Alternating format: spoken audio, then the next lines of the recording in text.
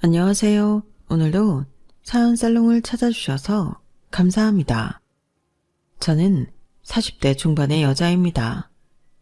20대 후반에 남편을 만나 결혼을 했으니 결혼 생활을 한 지도 벌써 20년 가까이 다 되어 가네요. 그땐 정말 뭣도 모르고 남편이 좋다는 이유 하나만으로 순수하게 결혼을 했던 것 같아요. 이상하게 주변 결혼한 언니 오빠들을 보면 하나같이 결혼은 현실이다 라고 하는데 그건 의례 결혼한 사람들이 주는 겁이라고만 생각했죠. 당시 제 생각으로는 결혼은 굉장히 낭만적인 의식이라고 느껴졌어요. 사실 한 사람이 다른 사람을 만나서 평생을 함께하자고 약속하는 것 자체가 굉장히 비현실적인 행위잖아요. 사람 마음이란 건 변하기 마련이고 천년의 사랑 같았던 마음도 언젠가는 식는다는 걸 여러 번 겪고 봐왔으니까요. 그리고 결혼이라는 게 원래 살면서 만났던 사람 중 가장 사랑하는 사람과 만나는 것도 아니고 그냥 결혼 정년기쯤에 내 옆에 있는 사람과 하는 거잖아요. 다소 현실적인 이런 문제들을 덮어두고 백년가약을 맺는다는 것 자체가 저한테는 낭만적인 일이라고 느껴졌어요. 저 스스로도 그렇지만 남편도 마찬가지로 언제 이 관계가 변할지는 모르지만 그럼에도 함께하자고 약속하는 거니까요. 그래서 결혼은 현실이라는 말도 반은 새겨듣고 반은 흘려들었던 것 같아요. 당연히 연애할 때 잘 지내는 것과 결혼해서 같이 살면서 잘 지내는 건 별개의 문제고 현실적인 걸 모르고 결혼하는 사람은 없으니까요. 그냥 남들 다 하는 그 정도 각오로 결혼을 했어요. 하지만 사람들이 말하던 결혼은 현실이다 라는 말은 비단 저희 두 사람뿐만 아닌 시댁과 친정을 놓고 하는 말이기도 하다는 걸 깨달은 건 꽤 나중이 됐죠. 사실 남편은 어린 시절에 부모님 때문에 꽤 고통스러운 유년 시절을 보냈거든요. 시아버님은 알코올 중독에 걸핏하면 남편과 시누이에게 손찌검을 했고 어머님은 그걸 말리긴커녕 본인이라도 피하려고 아버님 비위를 살살 맞췄다고 해요. 그래서 남편은 어린 동생을 데리고 가출한 적도 있었고 부모님과의 갈등이 심한 채로 성장했죠.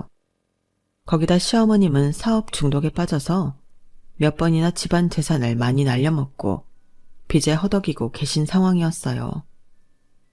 그것 때문에 우려하는 주변의 목소리가 많아 결혼하기 전에도 남편을 통해 몇 번이나 확인을 거쳤고 결혼을 엎을까 말까 고민도 참 많았던 것 같아요. 빚은 이제 얼마 안 남았어. 1,000만 원 정도만 갚으면 끝나. 내가 당신한테는 절대로 피해 안 가게끔 할게. 불안하게 해서 미안해. 결혼할 때쯤에는 빚을 거의 다 갚은 상황이라고 해서 확인까지 꼼꼼하게 다 마치고 결혼을 했지만 그 습관은 어디 안 가더군요. 확실한 창업 아이템도 없으면서 주변 사람들의 말에 휘둘려 반짝 유행하고 말뿐인 것들에 뒤늦게 탑승해서는 그렇게 집안을 말아먹고도 시어머니는 또 사업에 손을 대셨어요. 이번엔 어떻게 설득을 하신 건지 아버님 명의로 대출을 받아 지방에 오피스텔을 2채 매입하셔서는 임대업을 벌이시더라고요. 아니, 아버님이 그걸 허락하셨대? 그게 이상하게 우리 아빠도 엄마가 사고 그렇게 치는 거 알면서 말리지를 않으시네. 뭐라고?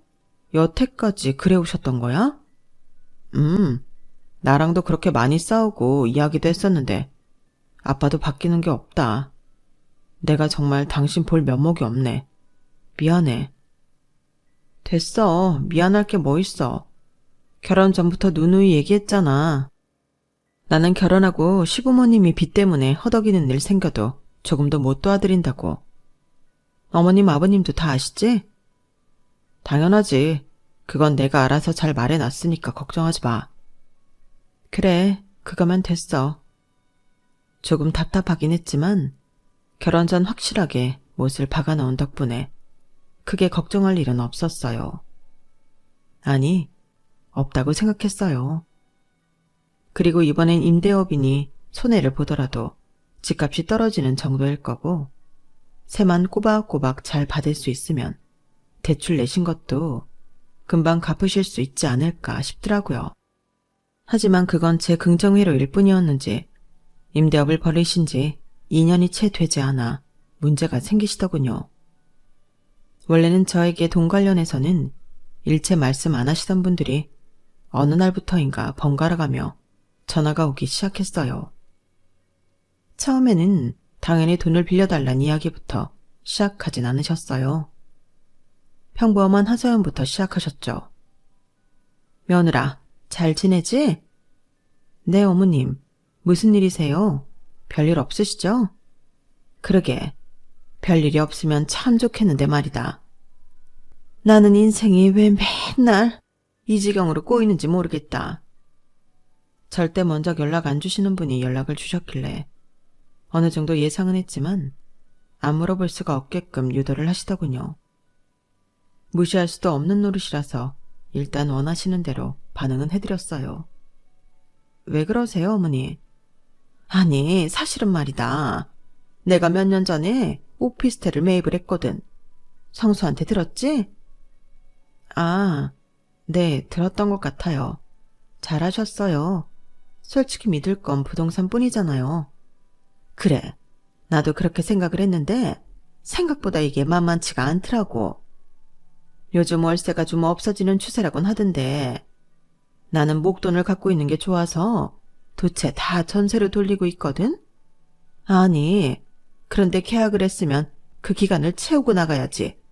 갑자기 이사를 가야 한다면서 돈을 돌려달라고 하대? 그렇게 갑자기 이야기하면 내가 돈이 어디서 나서 줘? 참, 내가 여러 가지 사업을 해봤지만 항상 이놈의 사람이 변수야, 사람이. 아우, 곤란하셨겠네요. 그래도 어쩌겠어요. 사람이 다 각자 사정이 있는 건데.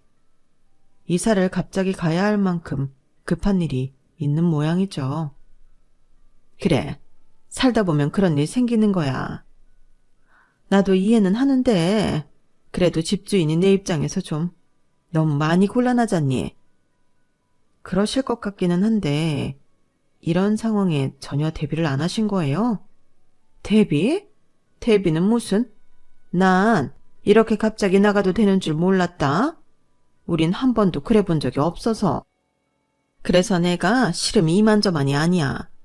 이사 간다고 한 날짜가 다가오는데 돈은 도저히 모일 기미도 없고. 그래서 말인데 우리가 잠깐 돈 좀 빌려도 괜찮을까? 솔직히 너도 성수한테 들어서 우리 사정 대충은 알지. 그래도 아들 멀쩡하게 결혼시키려고 우리가 니네 결혼 전까지는 빚도 거의 청산했었어. 니네 결혼 생활 안정되고 빚 다 갚고 나서야 이제 좀 새로운 걸 해볼까 해서 임대업을 시작한 건데 이런 일이 생길 줄 누가 알았겠니? 우리가 1년 동안 열심히 일해서 갚을 테니까 한 번만 도와주라. 어? 어머님, 정말 죄송하지만 저희도 돈이 없어요. 까놓고 말씀드려서 저희가 결혼할 때 양가 부모님께 지원을 받은 것도 없어서 저희도 지금 대출 내서 산 집 빚 갚기 급급해요. 어머님이 필요하신 목돈은 당연히 없고요. 그래도 니네는 아직 젊어서 수입이 그럭저럭 괜찮지 않니? 우리는 니네 시아버지 봐라. 아파트 경비원에서 어느 세월에 그 돈 모으겠니? 이 늙은 시애미 시애비는 눈 딱 한 번만 감고 도와줘라. 어? 어머님, 저도 여러 번 말씀드리기 너무 곤란한데 정말 빌려드리고 싶어도 그럴 목돈이 없고요. 이런 이야기는 남편이랑 하시는 게 맞는 것 같아요. 직접 통화 한번 해보세요. 걔랑 통화하면 당연히 너 때문에 안 된다고 하겠지. 내가 그래서 너부터 설득하려고 전화한 거 아니겠니? 이럴 일 다시는 없어. 니네한테 빌린 돈은 집세 나가면 매달 조금씩이라도 차곡차곡 갚을 거고. 이런 일도 있다는 걸 알았으니 다음 세입자랑 계약할 때는 다 알아서 대비를 해놓을 거야. 그럼 아무 문제 없지 않니? 당장 돈 빌릴 때가 그래도 자식밖에 없어서 그래. 나도 염치를 무릅쓰고 연락한 건데 한 번만 좀 너그럽게 생각해보면 안 되겠니? 이렇게 한번 도와주면 나중에 우리도 너희 어려울 때 한번 돕고 하면 좋지 않니? 사실 그런 말을 듣긴 시댁과 친정의 경제적인 수준차가 꽤 나는 편이었기 때문에 씨알도 먹히지 않는 소리였어요. 저희 집안은 전라도 맛집으로 검색만 해도 최상단에 뜨는 홍어의 맛집을 운영하고 있었거든요. 친할머니께서 손맛이 좋으셔서 경제적으로 어려웠을 때 차린 식당이 대박이 나서 저희 아빠가 물려받으셨고 그걸 또 제 동생이 물려받기 위해 같이 일을 하고 있는 상태였어요. 어디서 자꾸 입소문이 도는지 다행히도 시즌을 심하게 타지 않고 늘 매출이 일정하게 잘 나오는 편이라 어릴 때부터 경제적으로 풍족한 삶을 누릴 수 있었죠. 그렇다 보니 처음 시댁에 왔을 때 살짝 충격을 받았을 정도였어요. 남편에게 말로는 이야기를 많이 들었지만 실제로 시댁에 갔을 때 정말 반평생을 빚쟁이에 쫓긴 사람들이었다는 게 바로 실감이 들 정도로 허름하고 엉망인 집안 꼴 때문에 결혼은 물러야겠다는 생각이 들기도 했었죠. 그럼에도 불구하고 결혼을 했으니 누군가는 저를 바보라고 생각하실 수도 있겠지만 그만큼 남편은 참 좋은 사람이었어요. 어차피 시댁은 누구에게나 껄끄럽고 불편한 존재이니 부유한 시댁에서 자라온 저랑 안 맞는 남편과 사는 것보단 차라리 가난한 시댁이 있는 지금의 남편과 사는 게 훨씬 행복할 거라 믿어 의심치 않았어요. 실제로 그날 어머님의 전화를 받기 전까지는 남편과 결혼한 걸 단 한 번도 후회한 적이 없을 정도로 행복한 결혼 생활만 보냈었죠. 어머님, 죄송하지만 전 더 드릴 말씀이 없는 것 같아요. 저희는 빌려드릴 돈이 없어요. 저도 거짓말이었으면 좋겠지만 이게 사실이에요. 그래서 더더욱 시댁과의 관계에서 거리 두는 것을 잘해야 한다고 생각했어요. 돈으로 얽히는 순간 끊임없이 서로를 못살게 괴롭히고 불행해질 거란 건 누구나 예상할 수 있는 일이니까요. 돈 문제에 있어 거절을 하면 당장은 서운해도 인간관계가 끊어지지는 않지만 빌려주면 인간관계가 끊어진다는 이야기도 있잖아요. 그래서 저는 마음이 약해질 뻔한 순간들을 겨우 넘기고 끝까지 거절을 한 채로 통화를 끝냈어요. 사실 저보다는 남편이 부모일이니 더 거절하기 힘들어할 것 같아서 확실하게 제 선에서 끝내려고 한 것도 있었어요. 제가 악역이 되더라도 저희한테서는 나을 돈이 없다는 걸 확실히 못 박아두고 싶었거든요. 그런데 제가 예상 못했던 점은 바로 남편의 태도였어요. 어머님과 통화를 따로 한 모양인지 그날 퇴근하고 와서는 심각한 표정으로 한다는 소리가 이 소리였거든요. 여보, 우리 이번 한 번만 엄마 도와주면 안 될까? 시댁빚 관련해서는 그렇게나 강조해서 관여하지 않기로 오만 약속 다 하고 결혼했는데 이제 와서 그런 소리를 꺼낸다는 자체가 너무 황당하고 화가 나더군요. 그래서 저도 모르게 언성이 높아졌어요. 아니 여보, 그걸 지금 나한테 말이라고 하는 거야? 다른 건 몰라도 그 말만큼은 나한테 하면 안 되는 거 아니야? 우리 이 문제 때문에 결혼 몇 번이나 엎어질 뻔한 거 벌써 잊었어? 당신이 빚 문제만큼은 안 휘말리게 해주겠다고 약속했잖아. 근데 어머님을 도와드리자고? 이번엔 그렇게 리스크 큰 사업도 아니고 그냥 돈 운영을 좀 잘못하신 것뿐이잖아. 오피스텔 위치랑 내가 다 알아봤는데 새가 안 나가거나 집값이 오르면 올랐지 떨어지는 위치는 아닌 것 같아서 이번에 한번 도와드리고 엄마 아빠 안정 좀 되시면 우리도 편하잖아. 이번에 도와드려서 안정될 거라고 누가 장담해? 그리고 이게 한 번으로 끝날 거라는 보장은 있고? 돈이란 게 원래 한 번 빌려달라 하기가 어렵지. 빌리고 나면 2번이고 3번이고 또 빌려. 그렇게 안일하게 도와달라고 한다고 다 빌려주면 우리는 어떡해?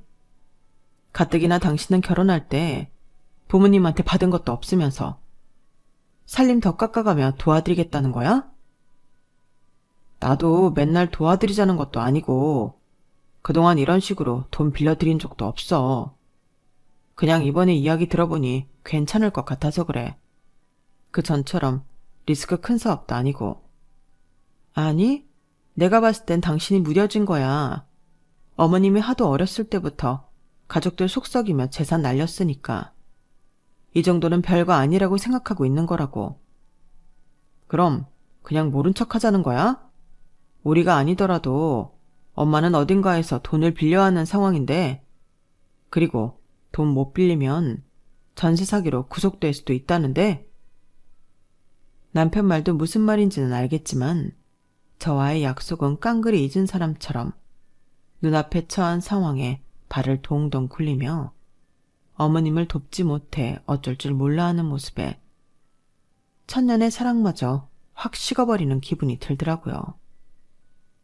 이 사람을 앞으로 어떻게 믿고 결혼 생활을 하나 눈앞이 깜깜해지고 속이 다 뒤집혔어요. 그래 그럼 깔끔하게 어머님 도와드리고 우리는 이혼하는 걸로 하자. 나는 당신이 이런 식으로 굴 줄 알았으면 결혼도 안 했어. 결혼할 때 나랑 한 약속이랑은 다른 거니까. 우리 사이의 신뢰는 이걸로 깨진 거야. 나는 신뢰 없는 사람이랑 평생 같이 살 자신 없어. 그러니까 어머님 도와드리고 싶으면 이혼 서류부터 다 작성해 놓고 해. 여보, 당신 정말 매정하다. 매정한 건 당신이야. 내가 당신을 얼마나 믿었는데 믿은 나를 바보로 만든 거잖아. 나는 안 속상한 줄 알아? 제가 이혼 얘기를 꺼내자 남편도 차갑게 식은 눈으로 저를 보더군요. 몇 년의 연애, 또 몇 년의 결혼 생활 내내 저런 눈빛은 처음 보는 종류의 것이라서 마음이 갈기갈기 찢어지는 것 같은 느낌이 들었어요. 결국에는 그렇게 사랑한다고 결혼해도 피를 나눈 가족은 이길 수 없구나. 어차피 부부는 계약서 하나로 묶인 법적인 관계일 뿐이니 계약서만 파기하면 다시 남남이 되는구나를 실감하는 순간이더라고요. 남편과 이 일로 싸우고 나서는 밤마다 참 몰래 울기도 많이 울었어요. 돈 빌려달라고 하는 어머님도 참 황당하고 싫었지만 그보다도 믿었던 남편에 대한 배신감 때문에 너무 큰 마음의 상처를 받았죠. 그럼에도 남편에게 퍼부었던 것처럼 이혼할 용기는 또 나지 않아서 바로 실행도 못하고 한참을 어영부영 냉전 상태만 유지했던 것 같아요. 그렇게 한 달쯤 되었을 때 남편은 더 이상은 이렇게 못 지내겠다며 진심으로 미안하다고 사과를 하더군요. 생각을 해봤는데 내가 잘못한 것 같아. 결혼을 했으면 당신이 내 가족이 된 만큼 당신을 우선으로 생각했어야 했는데 내 말만 믿고 결혼하기로 한 당신을 무시한 거나 다름없었네. 정말 미안해. 이제 그만 용서해주면 안 될까? 나도 당신이랑 이렇게 서먹한 사이로 지내는 거 너무 힘들고 마음이 아파. 나라고 당신이랑 이렇게 지내는 거 편한 줄 알아? 그래도 아닌 건 아닌 거지. 어떻게 결혼 전 약속은 그렇게 깡그리 잊은 사람처럼 굴어? 나도 요 며칠 동안 진짜 암울했어. 당신이 한 입으로 두 말하는 사람이었나? 내가 사람을 잘못 본 건가 싶어서. 그러게. 아무리 부모님 일이라 나도 모르게 이성을 잃었나 봐. 나만 잘하면 돼. 나 당신이랑 이혼 같은 거 절대 하고 싶지 않아. 다시는 당신한테 그런 터무니없는 부탁하지 않을게. 한 번만 용서해줘. 알겠어. 또 그러면 나 정말 그땐 실망이 너무 클 것 같아. 같은 얘기 또 하게 하지 말아줘. 한 번만 믿어줘 여보. 고마워 기회 줘서. 그렇게 남편과는 극적으로 화해를 했어요. 남편은 그 뒤로는 시댁과 제가 직접적으로 소통을 하는 일을 최대한 줄이려고 노력했고, 덕분에 시댁 때문에 스트레스 받는 일도 확연히 줄어들었죠. 남편이 따로 시댁에게 어떻게 이야기했는지는 모르겠지만 시어머님은 확실히 남편과 함께 있는 자리에선 제 눈도 제대로 못 마주치시더라고요. 처음에는 그게 좀 불편하고 죄송스럽기도 했는데 그런 마음도 버리려고 애썼어요. 무리하고 불편한 부탁을 먼저 한 건 시어머님 쪽이니 제가 불편해할 이유는 없잖아요. 하지만 남편이 없는 자리에서는 은근히 시아버님이 어디 돈 나올 구석이 없나 떠보는 듯한 느낌이 들더군요. 아무래도 직접적으로 저와 갈등이 있었던 건 시어머니다 보니 아버님은 따로 남편이 주의를 주거나 한 적은 없는 것처럼 느껴지더라고요. 며느라, 요즘 사돈어른께서 무탈하시지? 네, 별일 없으세요. 저기 홍어 장사는 잘 되시고? 네, 장사는 늘 똑같아요. 그럭저럭 괜찮은 것 같아요. 왠지 사실대로 말하고 싶지 않아서 얼버무렸는데 그날따라 말수도 적으신 어르신이 꽤나 집요하게 물어보시더라고요. 똑같다고 하면 내가 뭐 어떻게 생각해야 하나? 잘 된다고 생각하면 되는 거야? 네, 그냥 적당히 잘 되는 것 같아요. 적당히? 적당히? 적당히의 기준이 뭔데? 그게 사람마다 다 다르니까 정확하게 어떻다고 말씀드리기가 조금 어렵네요, 아버님. 이 깍쟁이 같으니라고. 적당히는 뭔 적당이야? 사돈어른네 가게를 내가 다 조사를 해봤는데. 네? 조사요? 그래, 봐봐라. 여기가 사돈어르신네 가게 아니냐? 리뷰면 몇백 개에 하나같이 호평이던데. 이 정도면 매출이 엄청나겠구만. 뭘 적당히 잘 된다는 거야? 네. 워낙 그 동네에서 오래 장사해서 아는 단골분들이 많으세요. 그래서 말씀드렸잖아요. 사람마다 기준이 다르니까 말씀드리기 어렵다고요. 아니지. 너는 숨기려고 한 거야. 사돈네 홍어집 장사가 잘 된다는 걸. 안 그랬음 잘 된다고 얘기를 했겠지. 왜? 우리가 너한테 그걸 빌미로 돈이라도 뜯어낼까봐 무서워서 얘기를 못했냐? 아버님, 그걸 갑자기 왜 찾아보신 건지 먼저 이야기를 해주시는 게 맞는 것 같은데요. 결혼할 때도 안 찾아보셨던 저희 부모님 가게를 뜬금없이 왜 찾아보셨어요? 아니, 얼마 전에 내 지인이 전라도 여행을 갔다 왔는데 아주 맛있는 집이 있다는 거야. 손님도 바글바글하고 겨우 앉아서 먹었다나 뭐래나. 그러면서 사진을 쭉 보여주는데 세상에 너무 익숙한 곳인 거지. 보니까 딱 사돈네 가게다만. 물어보니까 맛도 기가 막히고 손님이 끊이지가 않는다던데. 머지않은 곳에 2호점도 냈다고 하고. 나는 네가 결혼할 때 부모님이 보태준 것도 없다고 하고 지방에서 작은 홍어횟집 한다길래 쥐뿔도 없는 집안인 줄 알았더만. 알고 보니 3대째 운영하는 맛집 딸내미라잖아.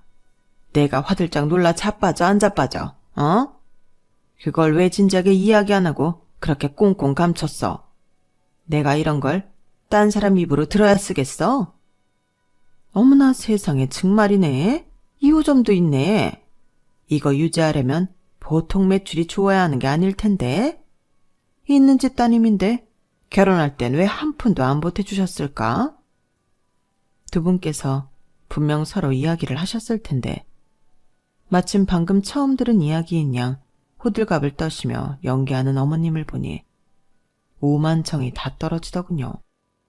사실 저희 부모님께서 표면적으로 결혼에 비용을 안 보태신 건 사실이었어요. 남편 쪽에서 도저히 결혼에 뭔가를 보태줄 형편이 아닌 것 같았고 어머님이 자꾸 사업병으로 빚을 지신다는 걸 안 이상 굳이 첫 시작부터 친정에서 경제적으로 더 여유롭다는 이미지를 내비치고 싶지 않더라고요. 그래서 식당도 굳이 부풀려서 이야기하지 않았고 친정에서 경제적인 지원도 없다고만 알고 계신 상태셨어요.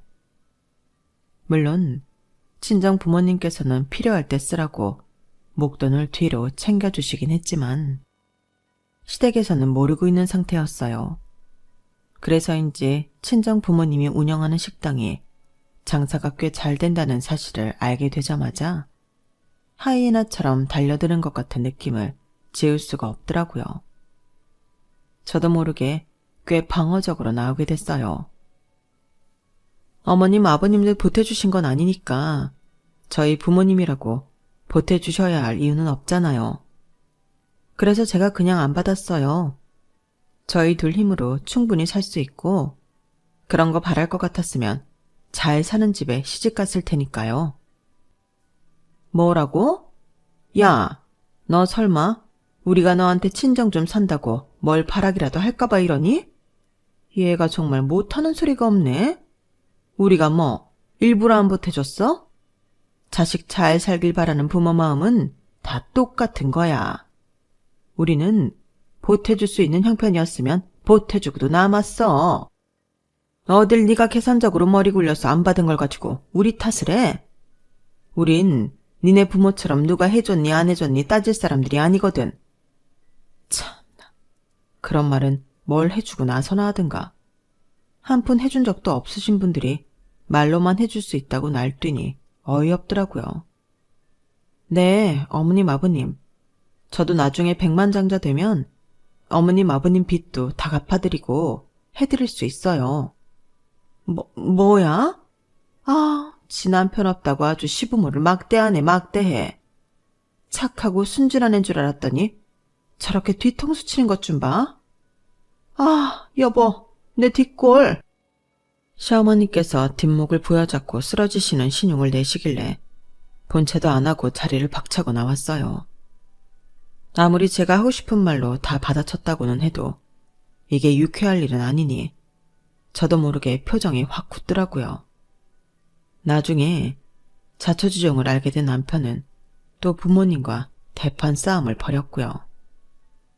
그렇게 시댁과 제 사이의 간극은 좁혀질 기미가 보이지 않았어요. 그러다 결국에는 우려했던 큰일이 터졌어요. 일이 바빠서 한동안 친정 식구들과 연락이 뜸해졌던 시기가 있었는데 일이 끝나고 핸드폰을 확인하니 친정엄마한테 부재중 전화가 와 있더라고요. 너무 피곤해서 다음날 회신해야지 하고 있다가 잊어버리고 지나간 적이 있었어요. 그리고 이틀 뒤쯤 전화가 또 오시길래 받았죠. 맞다. 엄마, 전화 드린다는 걸 잊었어요. 무슨 일이세요? 아니, 요즘 니네 시댁에 무슨 일 있니? 네? 아니요. 저는 들은 거 없는데요. 얼마 전부터 사돈댁에 전화가 와서는 종종 안부를 묻길래 평생 연락 한 통 없던 사람들이 왜 이러나 했거든. 그런데 얼마 전에 돈을 좀 빌려달라고 그러지 뭐니. 그것도 꽤 목돈을. 뭐라고요? 그래서 빌려줬어요? 와, 정말 머리끝까지 화가 나더라고요. 저를 찔러보다가 안 될 것 같으니 결국 저희 친정 부모님한테까지 전화를 해서 돈을 빌리려고 했다는 게 너무 싫더라고요. 뭐 때문에 그러냐고 물어봤는데 급한 일이라고만 하고 자세히 이야기를 안 해주시는데 이걸 빌려줘야 하나 말아야 하나 판단이 서야 말이지. 우리한테까지 연락을 해서 빌리는 거면 당장 너랑도 연관된 일일 수 있잖니. 그래서 전화했던 건데 또 네가 전화를 안 받더라고. 자꾸 급하다고 재촉하셔서 돈을 빌려드릴 뻔했었는데 너희 아빠가 이유 알기 전까지는 못 빌려준다고 못 박았다. 하도 졸라대니 너희 아빠도 어쩔 수 없이 좀 단호하게 나갔는데 그것 때문인지 기분은 좀 상한 모양이시더라고. 혹시 이 일로 우리 딸한테 시집살이나 더 시키려고 하지 않을까 걱정이 돼서. 에이, 괜찮아요, 엄마. 제가 뭐 시집살이 시키면 시키는 대로 다 당하겠어요. 그리고 너무 잘하셨어요. 사돈이란 이유로 영문도 모르고 큰돈을 빌려줄 수는 없죠. 그렇게 빌려주다 보면 돈 필요할 때마다 연락할 텐데 아빠가 잘 끊어내셨네요. 그치? 그런 거지? 너한테 별일 없다면 다행이다. 혹시 그거 가지고 뭐라고 하면 바로 이야기하고. 아니에요. 결혼까지 했는데 이런 걸로 일일이 엄마 아빠 어떻게 걱정시켜요. 어쨌든 다음부터 시댁에서 연락 오면 웬만하면 받지 마세요. 대부분 돈 필요하다는 전화일 테니까. 저희 부모님은 시어머니의 사업 중독과 습관적으로 빚을 진다는 사실을 잘 모르고 계시거든요. 아시면 결혼을 너무 심하게 반대하시거나 결혼하고 나서도 걱정만 끼쳐드릴까봐 자세히는 말을 안 했어요. 결혼 당시 시댁에 약간 빚이 있다는 것 정도밖에 모르고 저를 시집 보내셨으니 그런 연락을 받고 걱정이 드시는 게 당연했을 거예요. 그래도 아빠께서 식당 일 잘 되면서 워낙 주변의 돈 때문에 마음고생시켰던 지인들이 많아서였는지 이제는 알아서 잘 단돌이 치셔서 다행이었죠. 그런데 그런 연락을 받은 지 일주일도 안 돼서 시부모님이 저를 슬슬 다시 괴롭히려고 시동을 거시더군요. 무슨 트러블만 좀 생겼다 싶으면 저희 부모님을 끌고 와서 욕을 하기 시작했어요. 에휴, 너도 너희 아빠 닮아서 그렇게 매정한 거냐? 에휴, 자식이 부모를 아주 그냥 쏙 빼닮았네. 처음에야 시부모님이 왜 저러시는지 이유는 투명하니 몇 번 흘려듣고 말았어요. 하지만 제가 반응이 없으니 더 약에 오르셨는지 비아냥거리는 수위가 점점 더 세졌고 우연히 남편이 그걸 듣게 된 뒤에 저보다 훨씬 화가 난 남편에 의해서 시댁과의 연은 자연스럽게 끊어지게 됐죠. 당신은 이때까지 이런 소리나 듣고 있었던 거야? 왜 진작 말 안 했어? 알았으면 진작에 뭐라 했을 텐데. 됐어.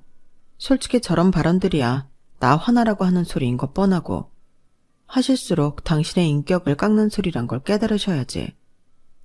그래서 내버려 뒀던 건데 이제 나랑 연락도 못하고 만나지도 못하시니 평생 깨달을 기회를 놓치셨네.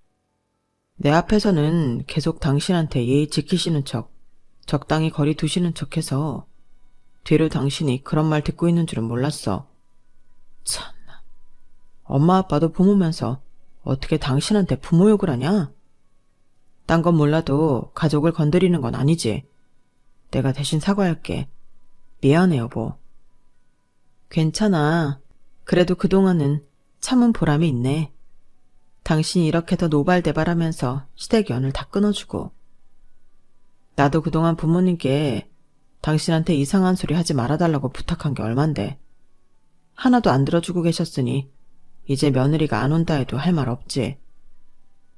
저야 각종 시댁 행사에 끌려가 시부모님과 은근한 기싸움을 하지 않아도 되니 솔직히 더할 나위 없이 좋기는 했어요. 그 뒤로는 이래도 되는 건가 싶을 정도로 시댁과 연락도 안 했고 만난 적도 없이 살았네요. 몇 년 일하다 말 줄 알았는데 남편이 생각보다 강경하더라고요. 저도 금방 그 생활에 익숙해졌고 굳이 바꾸고 싶지도 않아서 그렇게 시댁과 연 끊은 지도 10년이 훌쩍 지나갔어요. 시댁과 교류를 안 하다 보니 그 시간을 더 친정에 투자하게 되고 친정 식구들과 추억을 더 많이 쌓았는데 그동안 자주 찾아뵙고 검진도 꼬박꼬박 잘 받으시던 아버지가 정말 갑작스럽게도 집에서 혼자 샤워를 하시다가 미끄러져 뇌출혈로 쓰러지셨어요. 하필이면 그날 집에 아무도 없어 뒤늦게 발견을 했고 병원으로 채 옮겨지기도 전에 사망 판정을 받고 말았죠. 저도 이야기 전에 듣고 눈물 범벅이 되어서 무슨 정신으로 절차를 진행했는지 모르겠네요. 워낙 건강하셨던 분이라 이런 식으로 돌아가실 거라고는 꿈에도 생각 못했고 가족들 모두가 마음의 준비를 안 했던지라 패닉에 빠졌어요.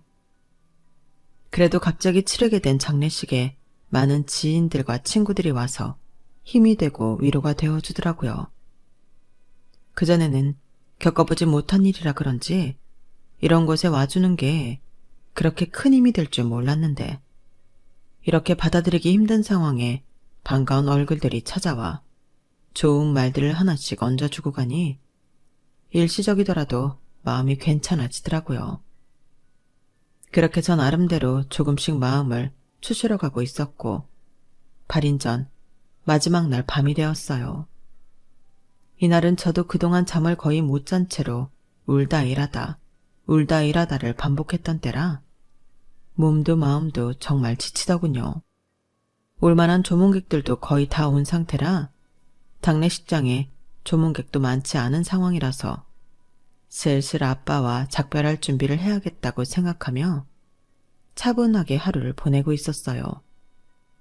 그런데 조용했던 장례식장이 갑자기 시끌벅적해지더라고요.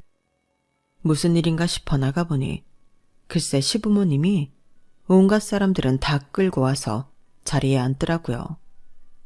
시간은 많이 지났어도 한 번에 알아보겠더라고요.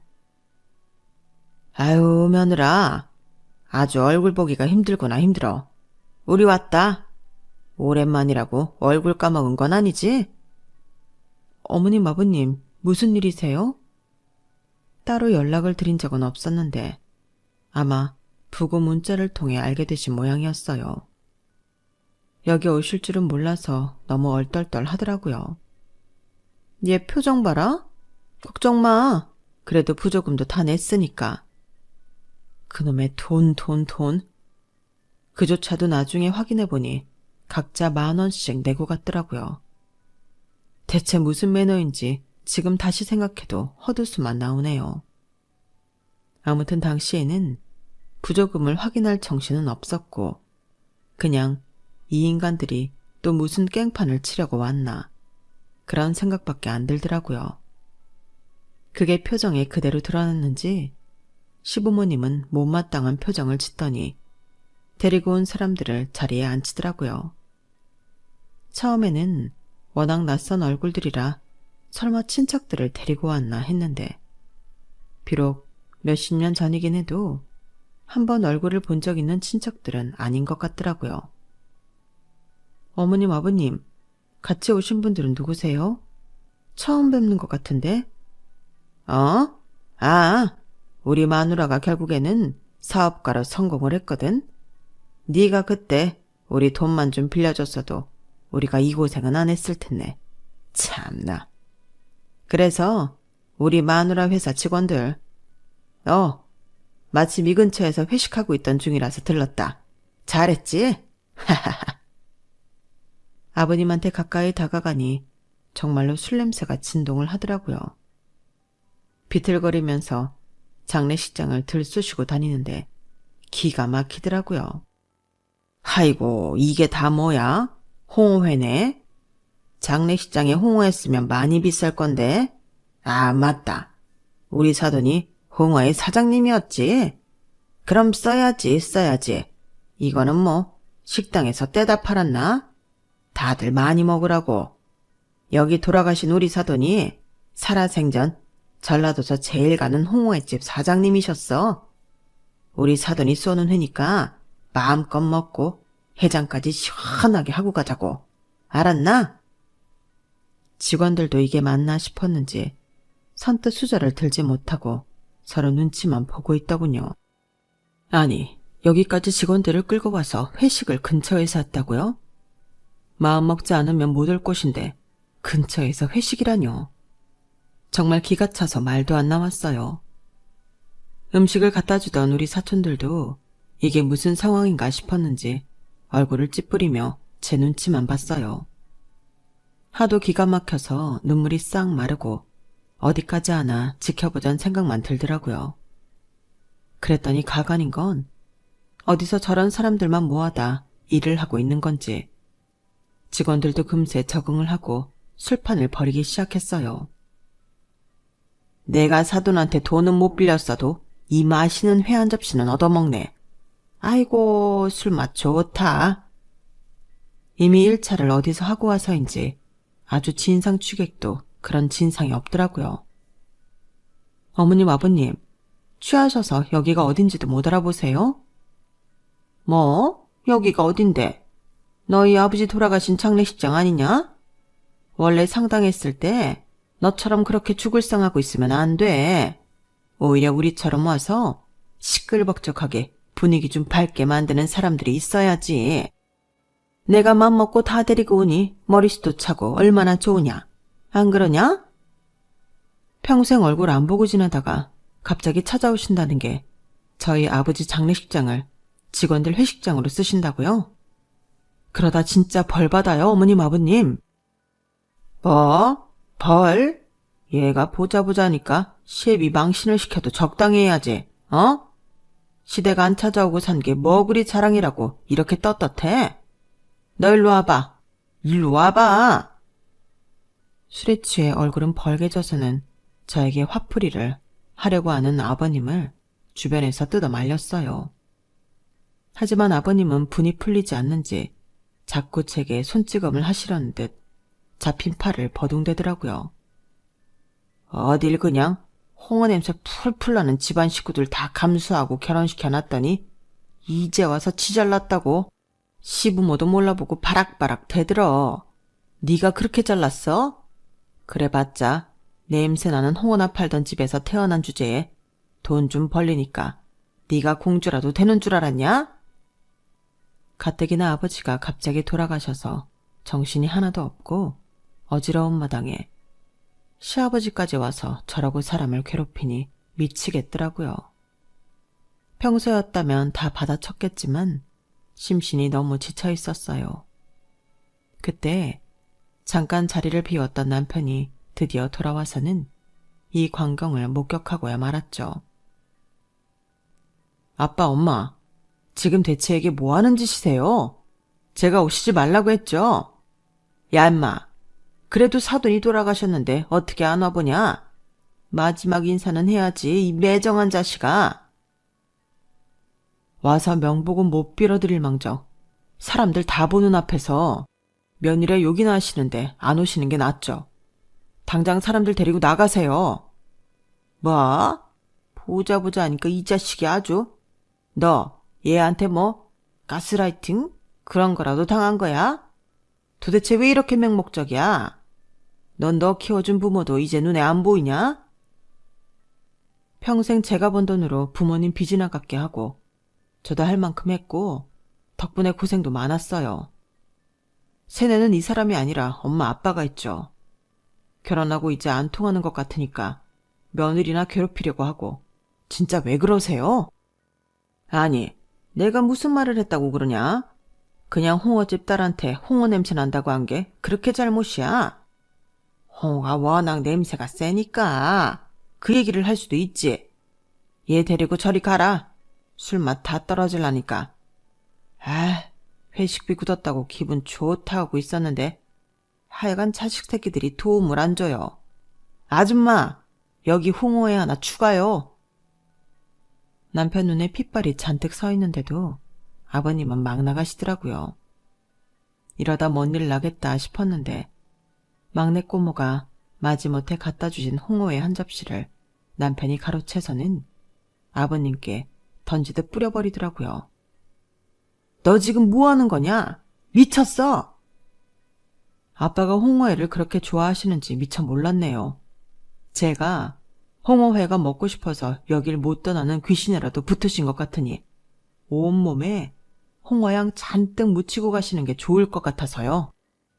남편은 아버님 어머님이 또 무슨 돈으로 산 건지 모를 명품 가방에도 남은 홍어회를 쏟아부었어요. 어머나, 이게 얼마짜린 줄 알고 지금 뭐 하는 거야? 아, 정말 저 자식이. 더 묻혀드려요. 여기 계속 계실 거면 전 엄마 아빠 원 풀릴 때까지 계속 홍어로 샤워시켜드릴 건데. 알았다. 갈게. 가면 되잖니? 누굴 닮아서 성질머리가 저래? 아, 갑시다. 가요. 도망치듯 허겁지겁 나가는 모습을 보니 웃기면서도 속이 시원하더군요. 안 좋던 기분이 어느 정도 풀린 저와는 달리 남편은 심각한 얼굴이었어요. 미안해 여보.